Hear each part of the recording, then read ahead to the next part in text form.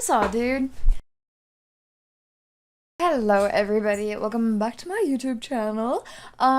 Let's just jump right into it. Right now I'm using the Saltaire Lip Oil Balm. It is just the clear one. I love this one. This is like my go-to. This is a ride or die. I've also really been enjoying the topicals one as well, which I don't know that topicals was the right thing to name a lip balm or like a company like that, because whenever I like have it with me, I'm like, oh my god, I hope people don't think this is like some sort of topical cream I need for like something else. I don't have a drink with me right now. And to be totally honest, I don't have much to tell you guys. I did finally get my new camera backpack. So I'm gonna do a TikTok like unboxing it. I'm super, super excited about it, honestly. I've been looking forward to getting this. It was kind of expensive, but honestly, I've heard of people that have had them for like over 10 years and had like nearly everyday use out of them. So I'm super excited to try that. It's the Low Pro brand. I personally don't like love the overall look of it. Also, this is my friend's dog, Danny. I'm watching her. So, I don't know, she's hanging out with me. But anyways, like the backpack, I don't love the overall look of it, but I think it's going to be perfect for what I need coming up possibly, and it'll be so nice to have all my camera gear into one place. I'm hoping I can put all my GoPro stuff together in it as well. Let's see, I got my real ID today. That was kind of a big deal. Oh, and oh my gosh, like biggest news, I got a brand new pair of the black and white classic checkerboard Vans. My last pair that I had wore out and were falling apart, but that was like a year ago almost. And I finally got a new pair because I was like, I need a new pair. After hanging out with my nephew and seeing him wear his, he's 4, and we call them our cool dude shoes.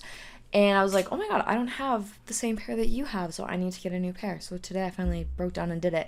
Although, word of the wise, don't buy them from Journeys. Order them off the Vans website because they're way cheaper. Anyways, okay, sorry, I'm rambling. I just kind of felt like I had a big day. So, anyways, Danny's gonna hang out with me possibly while I do this. I think she just finished up eating. Okay, anyways, let's get into today's video. So today we're talking about Steven Velde. Velde, I believe is how you say his name. He was born August 8th, 1994 in the Netherlands. He is Dutch. He's a pro doubles volleyball, like beach volleyball player. He won the under 20 Dutch national championships in 2011, and since 2001, or excuse me, that should be 2011. He's had 6 different partners, which maybe that's normal. I just thought that was a lot of partners to go through, but that could be totally normal, I guess. I just don't really know.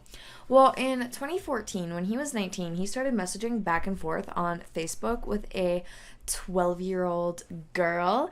Now, he was said that he was under the impression she was 16, but even after her telling him her age of, 12, he continued to visit with her on Facebook Messenger.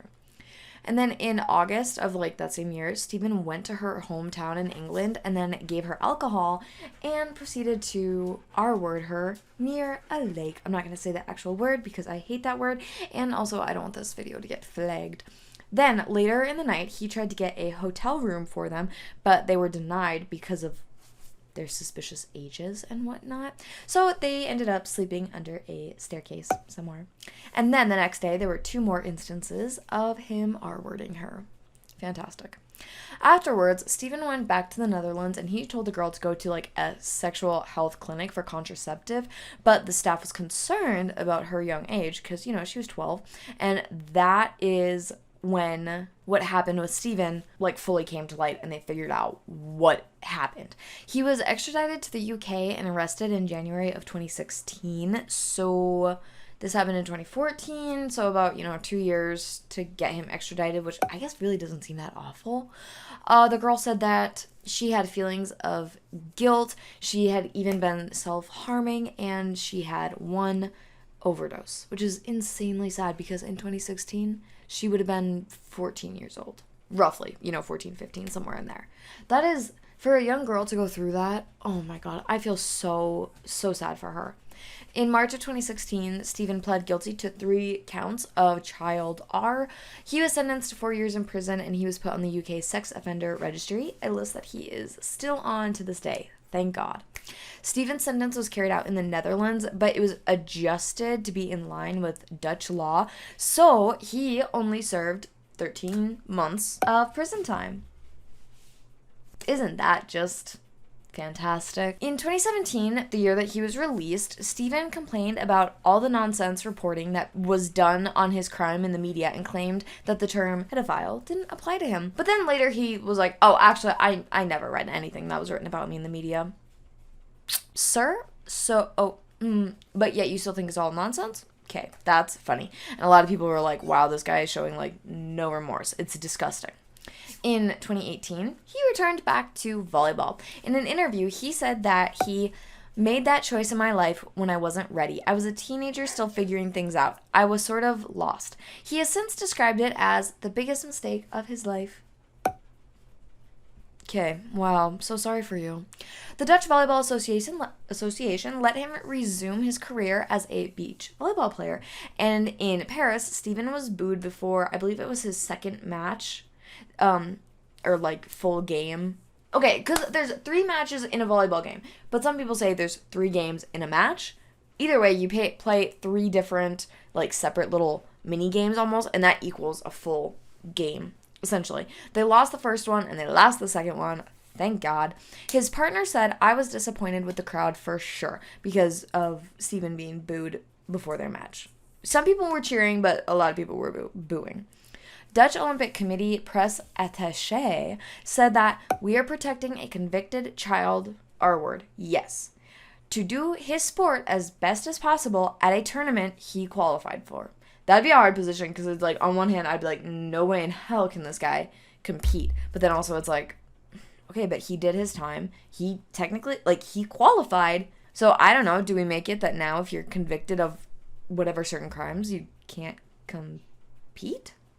Oh, excuse me. I just looked it up to make sure that I had the matches in the Olympics correct. So their first match, they lost to Italy, and then they defeated Chile on Wednesday, and then they're gonna play against the Norwegians on Friday. So sorry, I want to make sure I had that right. So there was a petition of signatures that people were like trying to pull together to make the International Olympic Committee ban Steven from participating, and it had more than 125,000 signatures. Anyways, but he's still playing, so yeah, that is what's going on with current Olympian Steven van de Velde from the Netherlands. I think it's, honestly, I have certain feelings about this. I don't think he should be competing, honestly, because there's, gonna be kids there and stuff. Not that, he's gonna be in communication with, the kids or even interact with them, but I just feel like he should not be there. I think that's inexcusable what he did. He was 19.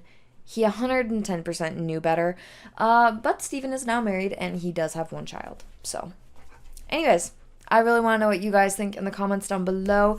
Please comment your thoughts, your feelings. Should he be able to compete in the Olympics? Was his sentencing fair, and should it have been adjusted? Well, actually, okay, his sentence did have to be adjusted because there was some sort of, treaty between the Netherlands and the UK about, sentencing and whatnot. So legally it did need to be adjusted to Dutch law.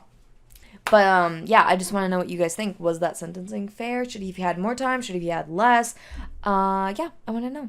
But I really hope that the young girl in this situation got the help she so rightly deserved, because what happened to her is just disgusting and should happen to no person ever.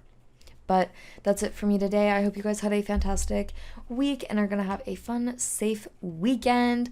And I'll be back on Monday with another video. Bye, guys.